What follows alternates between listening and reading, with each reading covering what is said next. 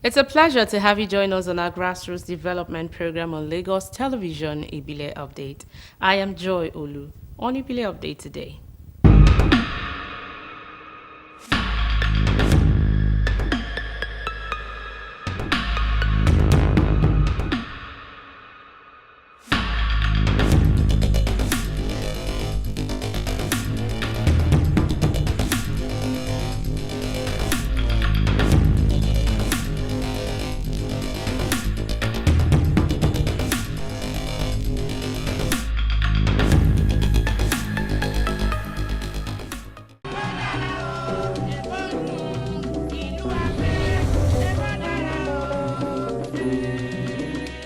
Residents of Belo Folawiyo Estate and adjoining communities in Ikosi Isheri Local Council Development Area are celebrating a new dawn of development as the council undertakes the rehabilitation of 4 major roads within the estate.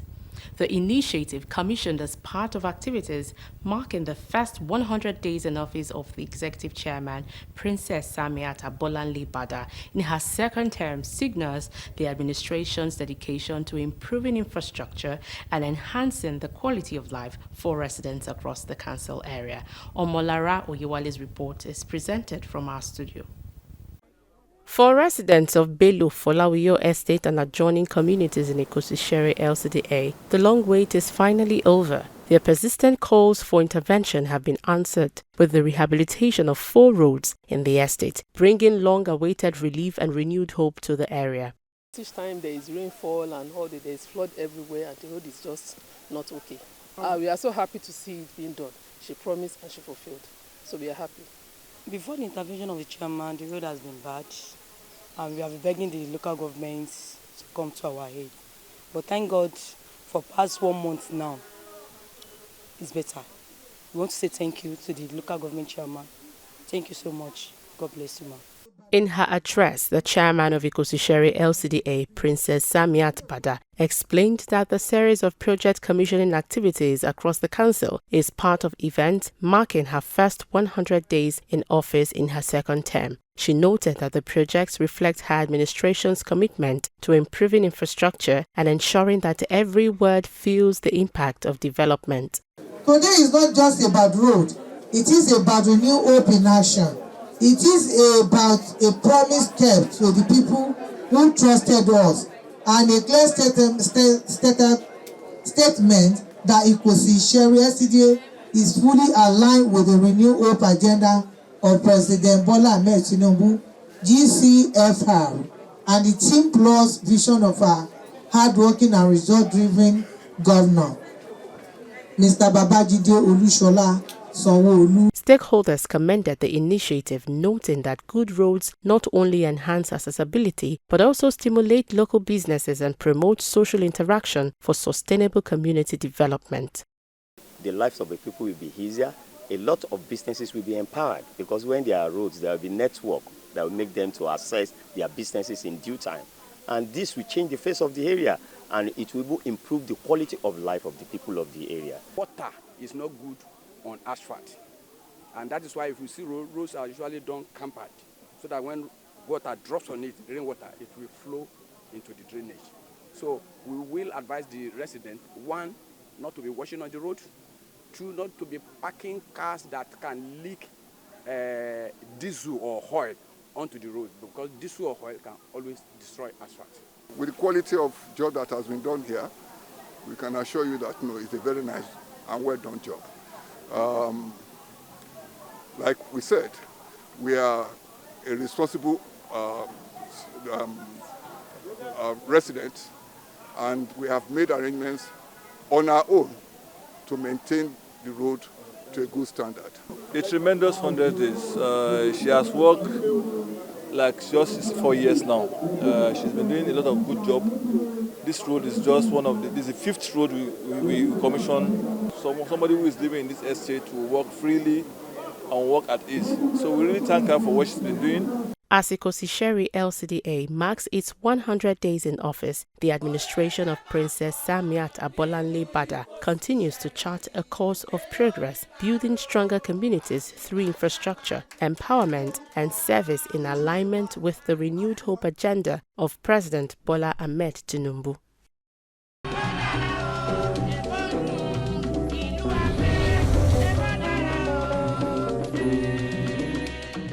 In line with the Lagos State Government's inclusive governance drive, Mushin Local Government and Ayobo-Ipaja Local Council Development Area held their respective stakeholders' consultative fora on the 2026 budget. The meeting provided a platform for residents, community leaders, traders, and youth groups to share insights, highlight pressing community needs, and make recommendations that will guide the formulation of the 2026 fiscal plan. We have more in this report.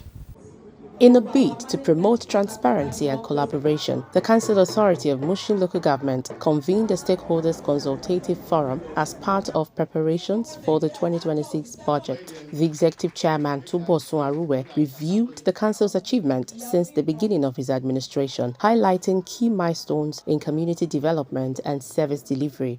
As we are prepared for year ahead, we are proud of the progress made since inception of this administration area, such as free distribution of 5,000 school bags, written material, standard and exercise books, free distribution of 300 GCE forms to business students, renovation of public school at Akodu Mushin Ward E, newly constructed rehabilitated road with solar street lights and buildings,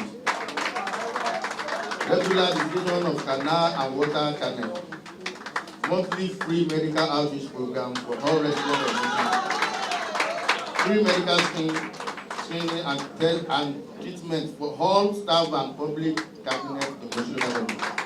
Stakeholders, speaking with one voice, deliberated on the pressing needs of the people and emphasized the importance of incorporating these into the 2026 budget. In governing people, you have to hear what they want in their community, so that you can put it in your budget, because the budget must be people-based. You just don't sit down in your office and you decide this is good for my people, these are not good for my people. So you engage the people so that the people can also contribute in what they want from the government, and what they want in their communities. The chairman of Mushin Local Government, this newly sworn in Aliaji Aruwe, is actually going to implement all of the things that are written on the template for the progress and the advancement of Mushin community. So I'm quite confident. He's been able to visit some other places, and I want to believe that very soon, in no distant time, he will equally come to Kwakpajao community to do exactly what is necessary. At least we can be able to do 90% of the budgeting, but it has to do with the availability of the fund. That is why we will be urging the residents, in as much as they will tell us their needs, they should try as much as possible. Budget funding is of two ways: the federal allocation and the revenue. So their own part of the deal is to make sure they pay their rates and tax that is required, that there's a lot of them to do. By doing that, when they pay their rates, and we can be able to have enough fund for the budget.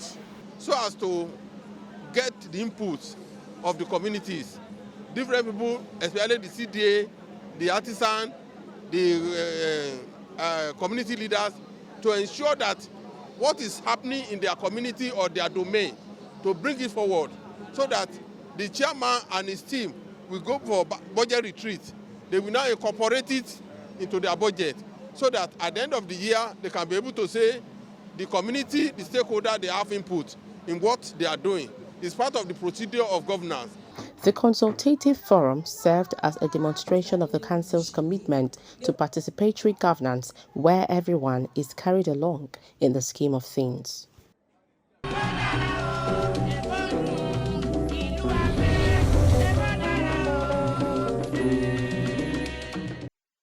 Societal development is never a one-way achievement, but a continuous process that thrives on dialogue, collaboration, and proactive measures. This was reaffirmed at a stakeholders meeting convened by the leadership of Ayobo-Ipaja Local Council Development Area, where critical issues affecting the community were deliberated upon.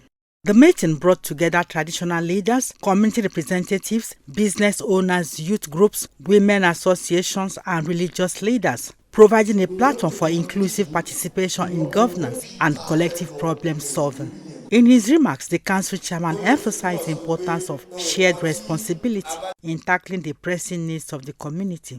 He highlighted key priority areas, including infrastructure development, healthcare delivery, quality education, improved security, environmental sanitation, and empowerment programs targeted at youths and women. We have impacted positively on the lives of our people, and such areas as education sector, social protection sector, environmental sector, health sector, agricultural sectors, and as well as capital projects. In the education sector, free GC and JAB form were distributed to students from various schools, and the free summer coaching was organized. The council supported public school within the LCDA for the Teacher Day celebration as well as school inter-house sport. The council has also supplied marker board to different schools in the LCDA. Stakeholders applauded the initiative, describing the meeting as timely and necessary in strengthening the bond between the council and its residents. They also commended the chairman for creating an avenue where the voices of all groups could be heard and incorporated into council's plans. We have a lot of things to do. Developments which we need for the community. We have roads, we have education, we have schools. We know the major thing which we know is hindering our request for schools is land, the space where we can build a school. But in our arrangement this year, we have spotted a place which is part of what we are going to give out to the community this time. We have a space. If the community can buy that land, we can build a school there. Most a day that I'm very excited because the program is very interesting and making the Ayobo-Ipaja to be more recognition and even more recognition for every one of us that we are in both handworking or the tradesmen and artisans. So we really thank God. Responding to the concerns raised, the council leadership assured participants of its readiness to address the identified needs in line with available resources. The chairman further reiterated the council's commitment to sustaining regular engagements with stakeholders, stressing that inclusivity and feedback are vital to long-term sustainable development. This indicates that the local government and state government have to look inward by tapping into other available natural resources if we must survive and impact positively on our communities and people. This stakeholders forum is to ensure that the interests of various segments of the community are adequately catered for during the preparation of their 2026 proposed budget estimate. With the available resources, which will be well and adequately allocated to various sectors, and this will be utilized to achieve the year 2026 proposed budget estimate for the fiscal year. We prioritize whatever their needs are, and we look at what we can do based on the availability of funds, which will come from federal government and our own internally generated revenue. Matched together will be one, and we will use it for the development of Ayobo-Ipaja LCDA. The meeting concluded on a note of unity and renewed commitment, with stakeholders pledging their support for the council's vision of building a more prosperous, secure, and livable Ayobo-Ipaja LCDA.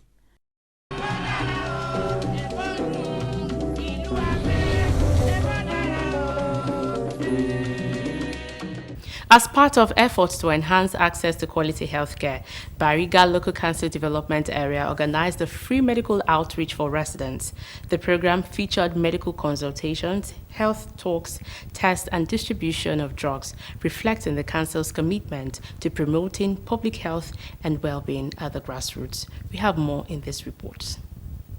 Healthy living is key to one's productivity level. In line with these beliefs, the Council Authority of Bariga Local Council Development Area organized a free medical outreach aimed at promoting healthy living within the community. The Executive Chairman, Bukola Omokwe, emphasized the objectives of the outreach, noting that healthcare is a fundamental human right. She further stated that it is the responsibility of her administration to ensure that quality healthcare is provided to residents. Our goal is simple: to provide quality medical services, promote health living, and empower our residents with knowledge. We will be offering free consultations, screens, and treatments, as well as health education and awareness. This outreach reflects our commitment to citizen-centered governance. We're excited about the efforts that the local government is putting towards healthcare delivery. As you are well aware, all of our health facilities have been resuscitated, and even very soon we're opening up Bagada PHC as well. And I really want to appreciate the chairman for all the efforts that she's putting to make healthcare service, quality healthcare service, available to our people. During the exercise, residents benefited from free medical services, including blood pressure and blood sugar checks, treatment of minor ailments, free dental care, and many more. Beneficiaries expressed gratitude to the council for this life-touching initiative. What we are seeing today is what the legal minds will call the facts that speak for itself. So it's speaking for itself, and when she shared with me a blueprint, how she's going to hit the ground running, I wasn't surprised, like I said. And this is just a tip of the iceberg from what she shared with me. You can see the turnout here that quite impressive, and I like the fact that people are being encouraged to check their heads. Encouraging, very, very encouraging, and it is all encompasses. It's not selective, so I really love it. And I want to thank those people that organize it. The free medical outreach in Bariga LCDA once again demonstrates the council's approach to community development.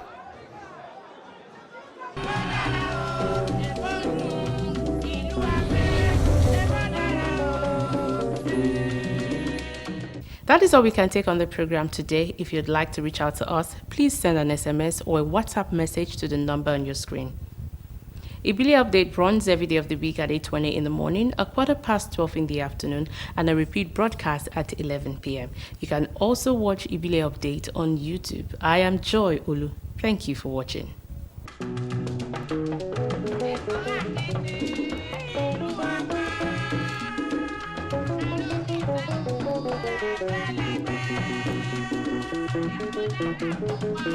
Thank you.